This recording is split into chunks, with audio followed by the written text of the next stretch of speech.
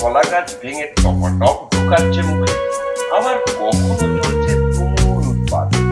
এমনটাই আমাদের ঝাড়গ্রামের গ্রামরা সুস্থ হয়ে একেবারে সে খাবারের খোঁজে এদিক সেদিক ছাড়ে, আর তাতেই ত্রাস হয়ে উঠেছে এলাকায়। দিন কয়েক আগে পায়ে আঘাত পেয়ে একেবারে হাঁটা চলা বন্ধ করেছে, কিন্তু চিকিৎসা হতে দেড় চাঙ্গা করছে সমুদ্রে, নিজের মতো ঘুরে বেড়াচ্ছে এদিক সেদিক। পায়ের সাথে মুখটাও এখন চলছে বেশ।